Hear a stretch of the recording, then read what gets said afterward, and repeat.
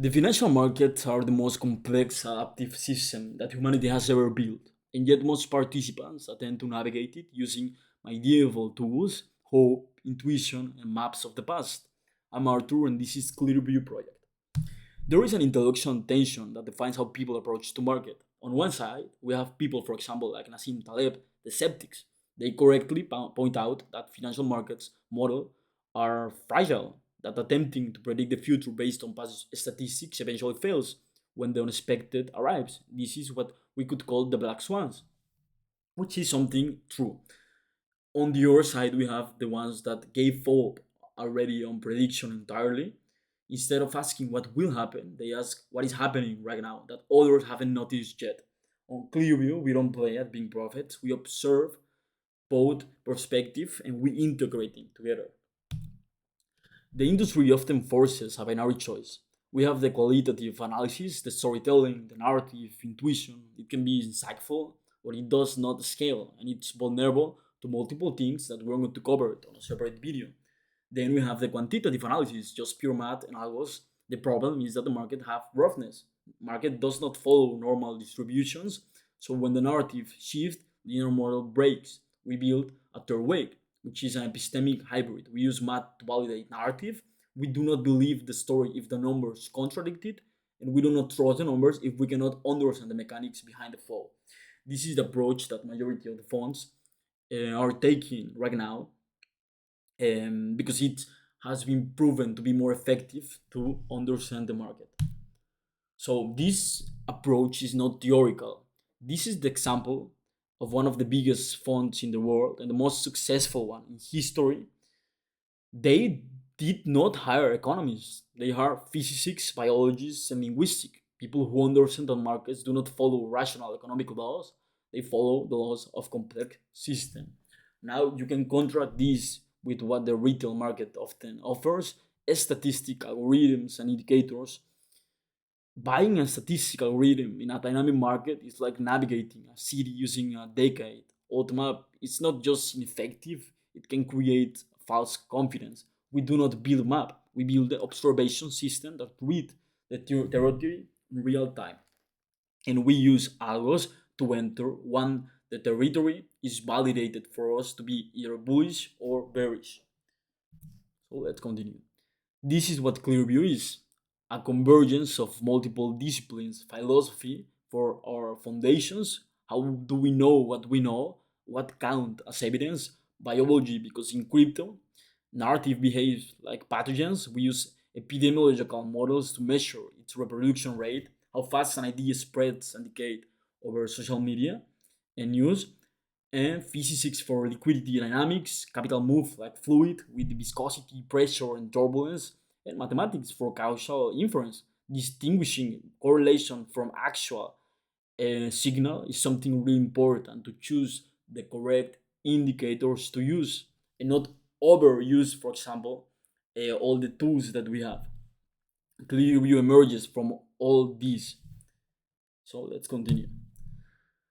Okay, there is a critical failure point even with this type of methodology. If your inputs are noise, your outputs are worthless. Our internal analysis suggests that vast majority of crypto market data and platforms are noise. The reports they do, wash trading, spoofing, bot activity. Most platforms operate on data hoarding. They give you everything and charge you to find what matters. We have a lot of examples here. Personally, I have tried all the data platforms that exist on both traditional market and crypto market, including Bloomberg Terminal. We do the opposite. We filter first, we deliver signals, not haystack. So let's continue. So, how do we filter? Through epistemic discipline. We distinguish between common belief and common knowledge. Common belief is what everyone thinks is true. It is a narrative on social media. It is fragile. It can be flipped overnight. Common knowledge is what the market has priced in based on facts you can verify. It's something robust. It's something easier to understand and translate to others. We operate on a hierarchy of evidence. This is just a simplified example. I put it into three different levels. The level three is the narrative true, which is the sentiment. This represents common belief, what people think is true, but it might not be. It have a weight on market, yeah, but how much weight does it have? That's a question we're going to be covering on separate videos. Okay, then we have the reported truth, for example, the data we can get from the exchanges. Then we have the ontological truth, the blockchain, the ledger, immutable records. When common belief says buy, but ontological truth says sell, we have identified a contradiction. We have identified where the market is lying us, or at least the platforms, for example, are trying to lie us. So let's continue, okay? We're going to go more in depth into each of these levels on separate videos, and we're going to be presenting it with the platform. So, a note on AI, because everyone claims to use it right now. Large language models hallucinate a lot still. They generate plausible sounding outputs that may have no relation to reality. And it's something also important to know when you're using this type of models, that they are basically trained from information that you can find online.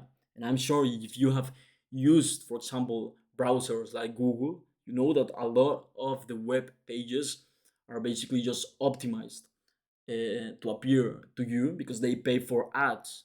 So if you are feeding, for example, a language model with that type of data and information, you are likely going to have a bad output. It's exactly what I mentioned on the input and output section before. So, on finance, this is a risk. This is not creativity and or infrastructure. It's only using, for example, these models not to calculate price or make predictions. It writes code, specific, auditable scripts, a sandbox environment that executes code. The output is mathematical, verifiable, and traceable. For what we use it is basically for the data that we already have filtered and trained, and to extract from that data output that is interesting for us. Okay, we're going to go more in depth on this on the next videos. This is just the introduction of the project. So then we have the invisible infrastructure, which is designed for real reliability, not the spectacle.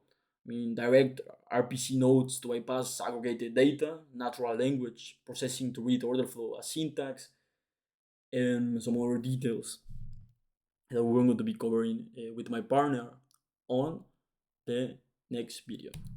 Then we have the contradiction detection, which is pretty much the output. All of this complexity arrive at this. We do not give you 50 charts to interpret it. We give you just contradiction detections. For example, that price is rising, sentiment is euphoric, common belief is bullish, but on chain is negative. By on chain, I mean everything that you can get from crypto, which is raw data directly from the blockchain. The output is not an opinion, it is a measurable divergence. Price can lie, flow cannot.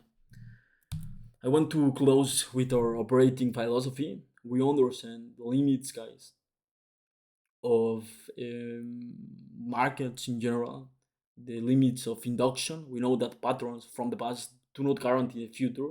We know that knowledge lasts forever. We do not seek to be academically correct. We do not seek to predict years ahead. We seek to be profitable in the present by identifying contradictions right now in the market. This is the strategy that we're going to be following related to our project. On the first quarter, we want to present just the project, the community. We want to start building it on Discord, on X.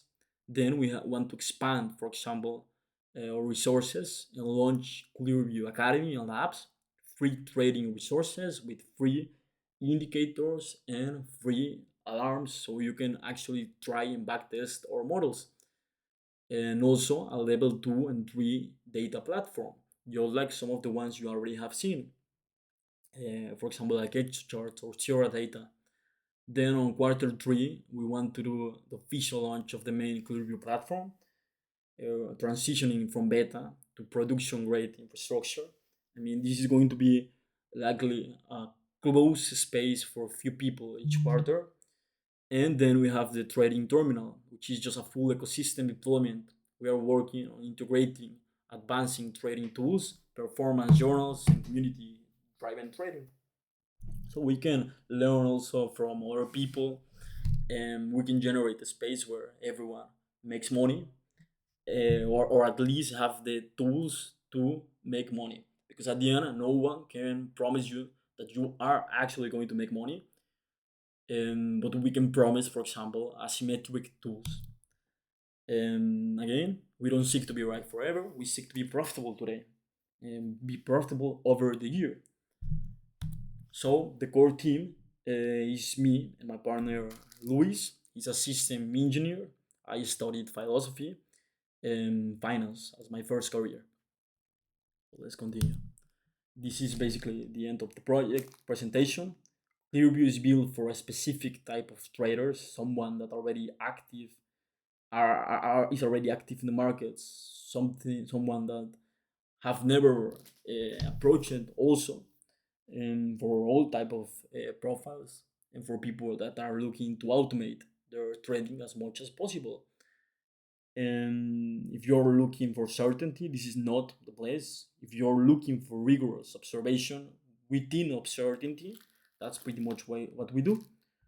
We will be publishing our methodology and live results over the coming months and weeks. If you want to see how this evolves, if you want to see me, for example, live trading, sharing live analysis, and not promises of making money, but data and execution, I will leave the channel where that happens on the comments. Okay, you can join the Discord, and we're starting on Monday. Thank you.